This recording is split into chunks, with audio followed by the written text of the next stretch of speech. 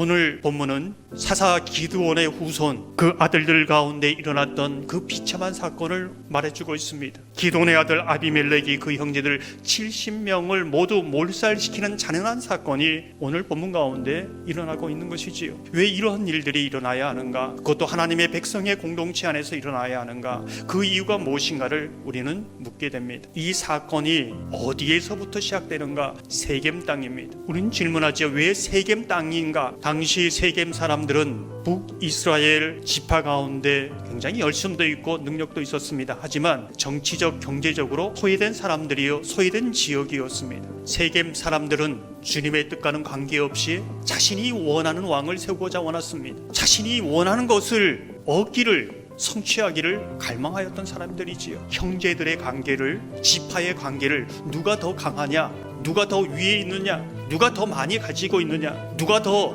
중심부를 차지하고 있느냐, 여기에 그들의 관심이 있었다는 것이지요. 세겜 사람들은 자신이 힘이 없어서 그 중심부에서 밀려나와 소외되었다고 지금 생각하고 있습니다. 그래서 힘을 가지고 힘을 기어서 그것을 다시 쟁취해야 된다고 생각하고 있는 것이지요. 거기에는 십자가가 없습니다. 사실 하나님의 역사를 보면은 누가 강하냐 약하냐, 누가 위에 있느냐 아래에 있느냐, 누가 중심부냐 주변부냐, 누가 많이 가졌느냐 못 가졌느냐, 여긴 관심이 없습니다. 예수님도 제자들도 갈릴리도 예루살렘이 아니라 주변입니다. 소외된 곳입니다. 하지만 그곳에서 주님의 뜻을 묻고 순종하는 그들의 삶이 예루살렘이 아니라 하나님의 역사의 중심부를 이뤘다는 것입니다. 세겜 사람들은 십자가 있는 헌신이 아니라 하나님께로의 헌신이 아니라 권력을, 힘을, 중심부를 더 가까이는 자신의 가족의 안정과 평화를 우상으로 삼아 거기에 헌신하고 있는 것입니다. 거기는 십자가가 없습니다. 자신이 원하는 것을 얻고자 이루고자 신앙의 이름으로 포장하여서 지금 이 일을 자행하고 있다, 이렇게 볼 수 있는 것이지요.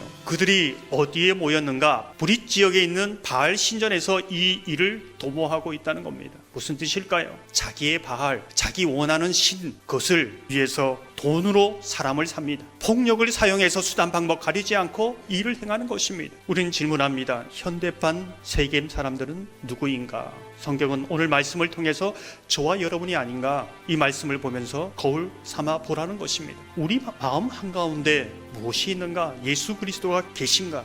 아니면 다른 어떤 것이 우리의 마음 중심을 차지하고 있는가? 이것을 묻고 있습니다. 우리의 중심이 정말 예수 그리스도인가? 아니면 그 어떤 것이 중심이 되어서 그것을 얻고자 하나님의 도움을, 은혜를 필요로 하는가? 내가 십자가 있는 헌신을 하고 있는가? 십자가 있는 신앙의 삶을 살고 있는가? 이것을 묻고 있는 것이지요. 요한복음에 보면 예수님을 따르는 제자들에게 예수님이 이렇게 묻습니다. 너희들이 나를 따르려는 동기가 무엇이냐 묻습니다. 그때 그 세례 요한의 제자들은 우리는 주님을 원합니다. 주님만을 원합니다. 이 고백으로 따르는 모습을 볼 수 있습니다. 우리가 오늘 본문을 보면서 눈여겨보아야 할 부분이 있습니다. 세계 사람들이 이렇게 수단 방법 안 가리고 십자가 없는 헌신을 하면서 자기가 원하는 것을 성취했습니다. 이루었습니다. 원하는 것을 얻어낸 것처럼 보입니다. 이게 끝이 아니라는 것이죠. 그 이유가 어떻게 되는가? 오늘 집에 가서 이 9장 전체를 한번 읽어보십시오. 그 공동체 안에서 자중질환이 일어납니다. 자기가 세운 사람이 그 세겜 사람을 죽입니다. 세겜 사람들은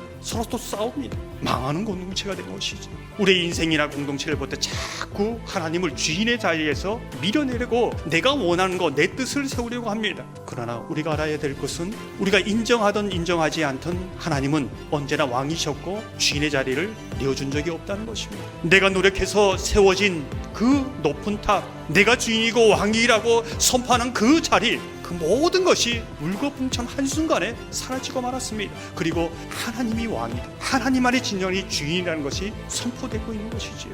정말 후회 없는 인생을 살아가는 것이 무엇인가? 우리가 지금 무엇을 위해서 헌신하며 무엇을 쌓고 있는가? 인생의 마지막에 가서 물거품이 될 수도 있고 영광스러운 부분으로 나타날 수도 있다는 것입니다. 그들이 세운 그 모든 것을 파시고 그 위에 하나님의 말씀만이 진리이고 하나님 말씀만이 영원하다는 것을 지금 말씀하고 있습니다. 사랑하는 성도 여러분, 이 시대의 세겜 사람들의 모습이 저와 여러분 안에 있지 않습니까? 주님을 말하지만은 우리 속에 다른 어떤 것이 자리 잡고 있지 않습니까? 이 모든 우상을 예수 이름으로 떨쳐버리고 우리 중심에 정말 예수만을 원합니다. 예수님이 왕이 되시고 주인이 되어 주십시오. 이 고백이 저와 여러분 가운데 있기를 주님의 이름으로 축원합니다.